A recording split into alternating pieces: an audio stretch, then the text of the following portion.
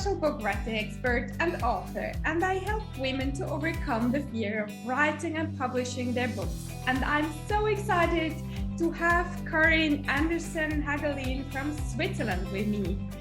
She is a certified grief recovery specialist and EFT Tapping practitioner. Her journey started in hotel management in Switzerland and Sweden, via investment banking in Zürich to running her own company.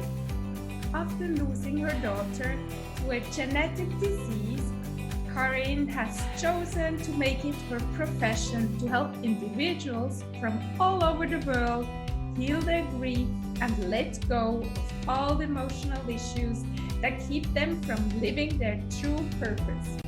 Her talent in supporting individuals regain their emotional balance has been recognized by a number of international organizations and the corporate world, where she is frequently invited to give talks and workshops. Welcome to the show, dear Karin. Thank you so much, Esther. Thank you for having me. So, Karin, let's start with the first question. What has been your turning moment in life? Well, as you heard in the introduction, the journey that I'm on today obviously started with my first daughter's illness and caring for her. I was her I was her caretaker during the illness, and she was here for 8 months. So it was quite a considerable time. And it was after that when my whole view of life changed, of course. So that is obviously the biggest turning point you can have in that sense. And I felt like there must be a purpose to why, well, not a purpose, but I have to do something important with this and not just sit behind the desk, so to speak. Did you ask your question back then? Why me? Why did it happen to me? I actually did not. I think both of us, both me and my husband, we were so, I've never practiced mindfulness ever, but we were so mindful during this time. And we were so okay from the start that this was her journey and that was the journey we would take with her. And we never asked ourselves that question. It was just like she chose to come and pick those genes. And we just have to give her the most awesome time. So me personally, I never went down that road because it was just so pointless.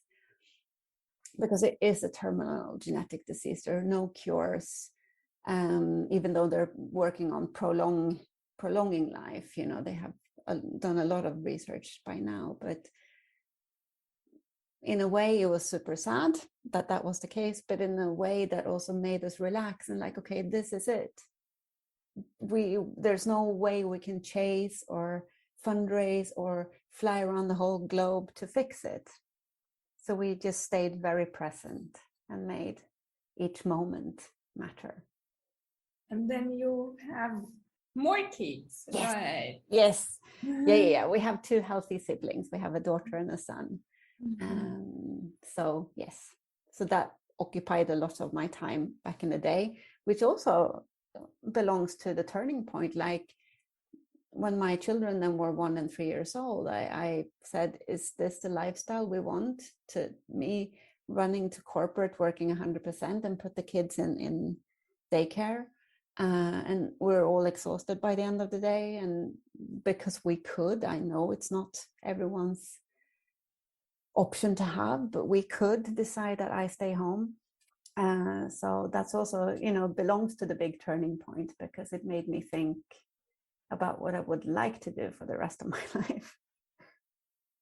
Being supportive of my family and also use the knowledge I gained from my first daughter.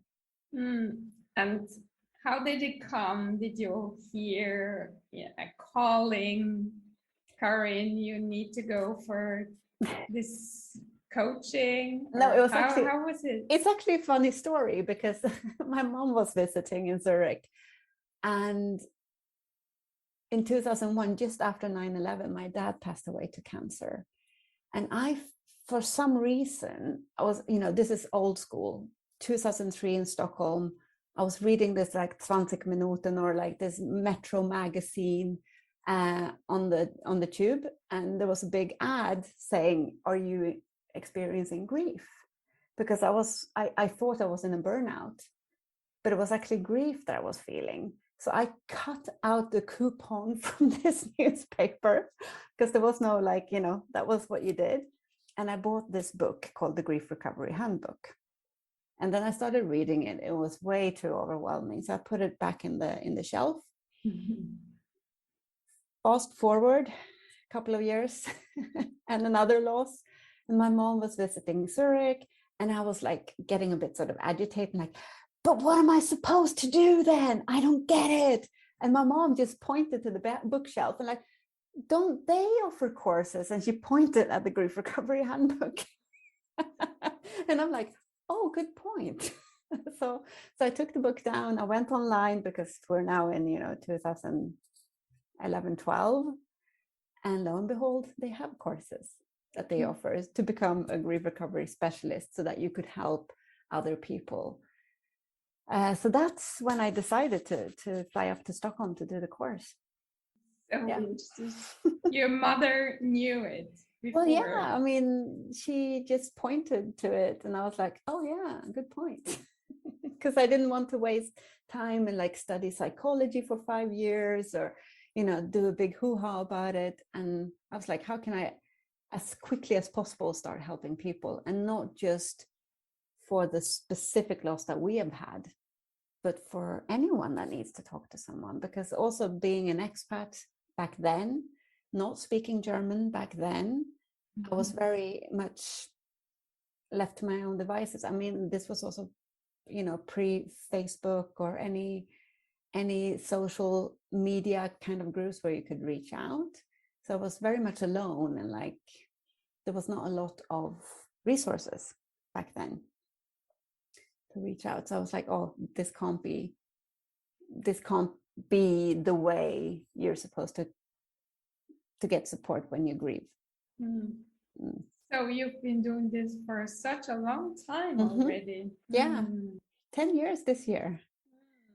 12 to 22. Yeah, thank you. I'll have a little jubilee at the end of September. And you've helped so many people already. This is beautiful, Karin. Thank you. What is the question that people are asking themselves when they're grieving? And what kind of questions are good to ask, and what questions are not good to ask? I mean, in my experience, a lot of people, first of all, are asking themselves, like, of course, it's why did this happen to me or to the person I've lost? Or there's so many different losses, right? It's not just death, but, divorce or loss of a job or loss of health.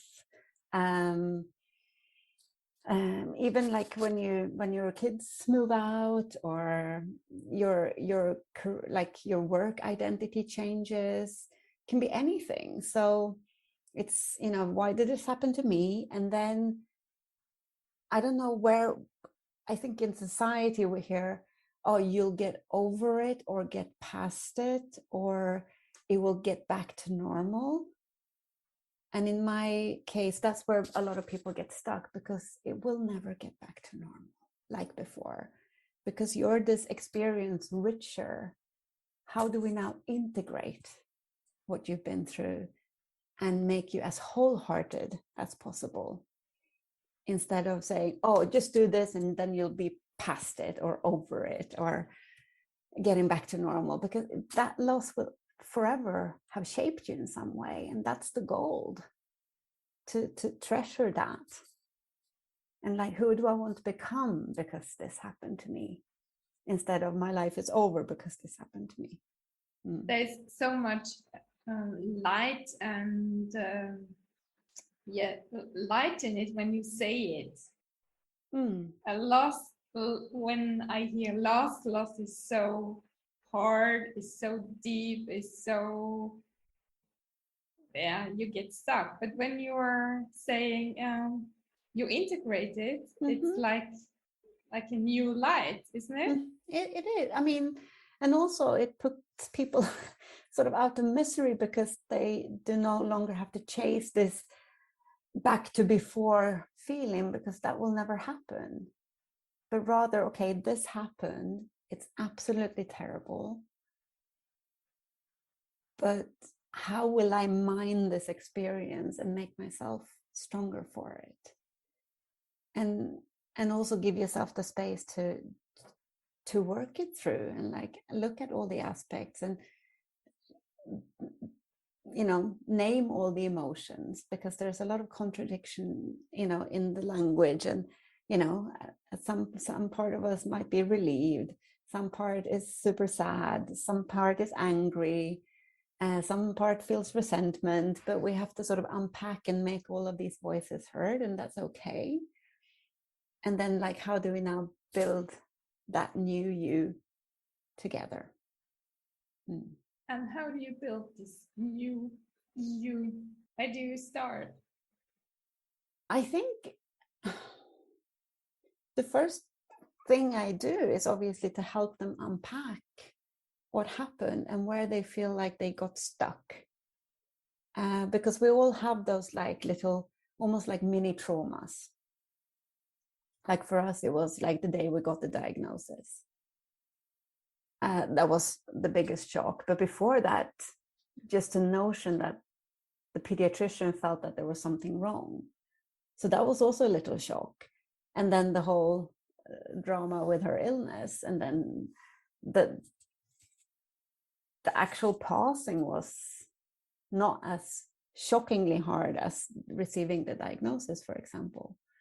And that can be the case for a lot of people. Like you get this little mini trauma because someone told you that you're no longer adequate to do this job, or and then you get sort of stuck in that, and like, just because this happened to me, I'm useless, or you see, you can never keep a job, or like all these old stories from way back when starts getting activated. So I always go to those little places, like, where do we need to unpack that and make all of these stories heard. And that's also why I started adding the EFT tapping to the whole process, because then you can work through the layers a lot quicker, and the whole nervous system relaxes, and they can then, it's almost like you take the traumatic event and sort of transform it into a memory, but without having to invoke the whole physical shock in the body, like the beating heart, or the sweaty palms, or the panic, the stiffness, or whatever. So that's why I added the EFT tapping. It's almost like having an extra emotional first aid tool at hand when we look at the grief stories. So then we can sort of dissolve all of that. For somebody who doesn't know the EFT tapping, how can you just explain shortly which part of the body you use, for example, for grief or so? Yeah, I mean, I realized when I was doing the grief recovery method with people, like, you deep dive a bit. I mean, you do a whole timeline with everything that you've been through in life, from whatever happened in school, or you lost your first grandparent, or a beloved pet, or you might have lost your teddy bear on a train somewhere, whatever it is. And you sort of line every single little thing up on a timeline. And that's when I felt like, oh, I'm activating a lot of stress here in people, and it would be awfully nice to have a tool to help them move through that, so they don't have to leave each session with some sort of resonance, or like some leftover yuck afterwards. And that's when EFT tapping came into my life. That's another bizarre story, but basically what it is it's acupressure. So we use acupressure points like in the Chinese medicine, we use the tapping points around the face, the collarbone, top of head, because they're easy to reach. We have those points all over our bodies, but these ones are just super efficient to reach. And basically what you do is you tap those points while speaking. So it's married, it's acupressure married with therapy, counseling, coaching. So you activate, the words. And what then seems to be happening, they've done research both with MRI scans of the brain and blood tests for cortisol, the stress hormone. And when you tap, first of all, the brain relaxes and it fires in different new ways.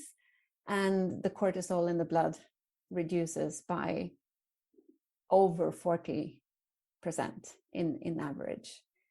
So it's almost like when I try to explain that, it's like when you have to deal with something traumatic, it doesn't matter what it is. It can be like, the plane starts shaking a bit when you're midair, or you're in a lift somewhere in Switzerland and the wind is really strong or whatever, or you're driving a really curvy, scary road or whatever. You can then start tapping to help yourself calm down. So it's basically, instead of just lying there in a wild ocean being dragged underneath the waves, you're putting on your life vest. So the tapping is the life vest. Everything else stays the same, right? But it's just that you take care of your nervous system while in whatever you're in. And when I tap with people, the feedback I hear the most is, oh, it's almost like coming out of a meditation, or it's like the issue has moved way further back, or it's not so present anymore, or I can actually start looking at it differently, or I'm very, practical, and I want things to work and fairly fast. So I really want to give as much tools as I possibly can for people because I want to enable them to deal with whatever is happening also when we are done coaching. Beautiful, Karin. And what kind of sentences do you use while tapping regarding grief? Well, exactly. I mean, that is, I think, the core where people get stuck a bit when I say that I use tapping, because they're like, oh, but you know exactly what to say. And I'm like, yeah, I've been doing it for 10 years. Of course, I sort of know what to say. But if you have never done it before, and there are tons of PDFs and videos, I have a blog post on my website about it. I think the thing to remember is just learn the tapping points, and then just add the negative self-talk voice that you already have in your head. Basically, I can't do this, I'm crap at this, da da da da da, and I can never succeed, blah blah blah blah blah. I mean, all of that negative, because that's where we start in tapping. We always address the negative first. And then I say, because I want it to be hands-on for people, when it starts feeling a bit silly and ridiculous, what you're saying, either in your head or out loud, like, I can't do this, I'm absolutely crap. Wow. When it starts to sound a bit sort of, oh, come on, this is a bit stupid now, then you can turn it around and like, but what if I ask that person for help? Or I actually have that resource at hand. Or because what happens in the brain when it's stressed, it basically cuts off. And the prefrontal cortex, which is the front part of the brain, which is where you have your language and your skills and your problem solving abilities. And when that goes offline, you won't get to the solutions. But the minute you start tapping, the firewall is rising up and you can get access to the prefrontal cortex again. And all of a sudden you realize that you actually have a lot of resources in your toolbox. So that's where I want to get my clients to, like, I could do this, or I could ask that person, or maybe I don't have to stress about this at all. So that's really amazing when you see that happening. And I read obviously also the body language, and you see shoulders dropping and faces relaxing, and you just see like this deep breath going in, or it's very useful. Amazing. Mm-hmm. And Karin, there are people, they have grief about death during years and years and years. And some are get over it more easier. What's the difference? Yeah, I think that's in the grief recovery method, which is the method I'm certified in. They talk about myths. And one of the myths is, time heal all wounds. And sure enough, there is a component of time that makes it dull a bit over time. But it's actually the actions you take that are far more important than letting time pass by. Because if something happened 30 years ago and now something similar happens, it's almost like you're getting double whammied, because you're now having to deal with the grief 30 years back that never was resolved. And now plus the new grief. So you think it's gone away until it gets triggered for some reason. And by far easiest, again, without getting a coach or anything, just talk to friends, tell your story over and over again. And, if you're the friend of someone who experienced loss, be the one who dares to listen. I have a blog post about that too. Like, what do you say? What don't you say? How can you be helpful? What is not so helpful? So there's plenty of resources. And that's by far the most important, to feel seen and heard and validated. And be okay with all the emotions. And just realize that they are emotions. They can't come and scare you. They're not monsters.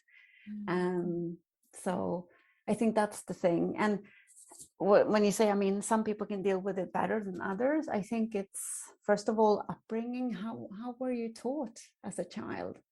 Did we speak about grief at home, or were we told to just not talk about it? Or they wanted to spare us from the disastrous stuff, so they didn't tell us. I have clients who said, oh, they told me years later about what really happened. Or, if a pet has passed away, or a grandparent passed away, it could take days for them to even get the information, because that's just not something we talk about.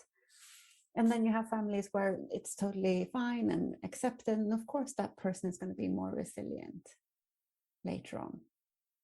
And it's about building a toolbox for each individual. So when I lost my dad, I had tools, but there were not so many and so shiny. So I went into a 2-year burnout, basically, and felt absolute crap, not fun at all. But when I then lost my daughter, I had way more resources. It might sound super weird, but I had already had an experience that was super painful.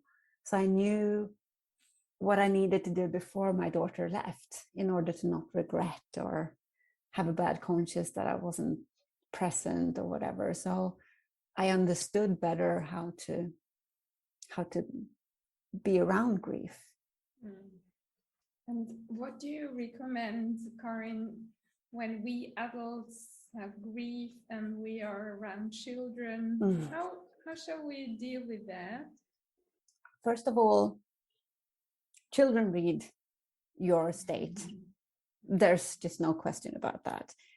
And if you don't tell them what's going on in age-appropriate language, obviously, they will read into it and make up their own stories.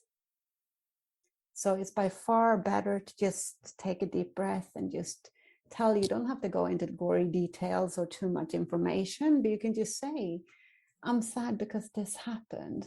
And it's okay to be sad. I can be sad, you can be sad. I'm here for you and you're here for me. Have a dialogue about it in the way you would talk to that child.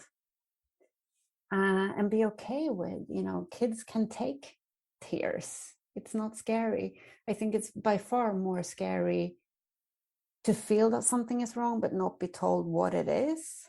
So they have to go and sort of solve the puzzle without having the whole box of puzzle pieces at hand.